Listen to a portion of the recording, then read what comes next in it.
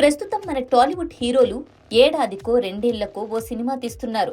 కొన్నిసార్లు ఆ టైం ఇంకా ఎక్కువే పట్టొచ్చు. ఇక 1970-90 కాలంలో అయితే ఎన్టీఆర్, ఏఎన్ఆర్, సూపర్ స్టార్ కృష్ణ లాంటి వారు ఏడాదికి పదుల సంఖ్యలో సినిమాలు రిలీజ్ చేసేవారు.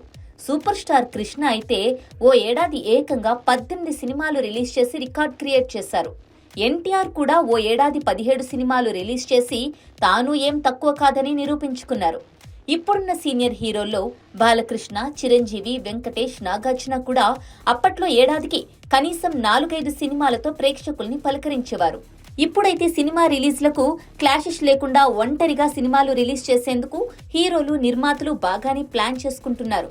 కానీ గతంలో అయితే ఒకే రోజు 2-3 హీరోల సినిమాలు రిలీజ్ అయ్యేవి. నందమూరి బాలకృష్ణ విషయానికి వస్తే ఆయన నటించిన నిప్పురవ్వ, బంగారు బుల్లోడు ఒకే రోజు రిలీజ్ అయి అందరినీ ఆశ్చర్యపరిచాయి.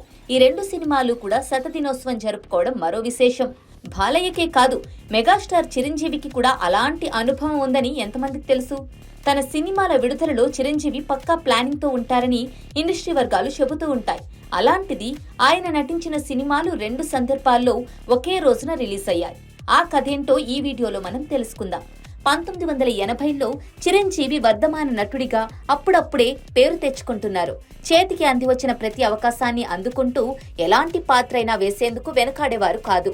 అలా ఆయన సూపర్ స్టార్ కృష్ణతో కలిసి కొత్తపేట రౌడీ, శోభన్ బాబుతో కలిసి చండీప్రియ సినిమాలు చేశారు. ఈ 2 సినిమాలు మార్చి 7, 1980న రిలీజ్ అయ్యాయి. ఇలా జరగడం చిరంజీవి కెరీర్లో మొదటిసారి.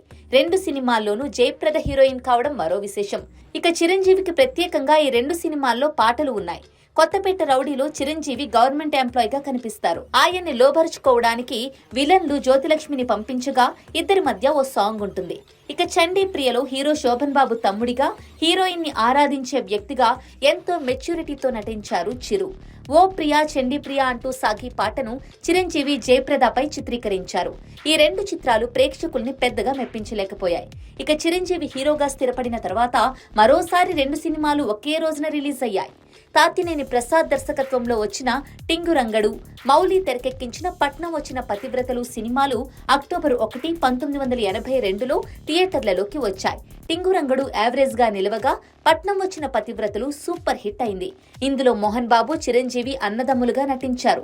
పట్నం మోజుతో ఇంటి నుంచి పారిపోయిన భార్యలను వెతుక్కుంటూ వెళ్లి వాళ్ళని కష్టాల నుంచి గట్టెక్కించే పాత్రల్లో మోహన్ బాబు, చిరంజీవి పోటాపోటీగా నటించారు. ఇక్కడ మరో విశేషం ఉంది. టింగురంగడు మూవీలో చిరుకు జోడీగా నటించిన గీత పట్నం వచ్చిన పతివ్రతలు సినిమాలో మోహన్ బాబుకు భార్యగా, చిరంజీవికి వదినగా నటించడం గమనార్హం. ఆ తర్వాత చిరంజీవి నటించిన ఏ సినిమాలు కూడా ఒకే రోజున రిలీజ్ కాలేదు. విభిన్నమైన కథలు, మాస్కు నచ్చే చిత్రాలు చేసుకుంటూ సాగిన చిరు ప్రయాణం ఆయన్ని మెగాస్టార్ గా మార్చి కోట్లాది మంది ప్రేక్షకుల హృదయాల్లో సుస్థిర స్థానాన్ని ఏర్పరిచింది.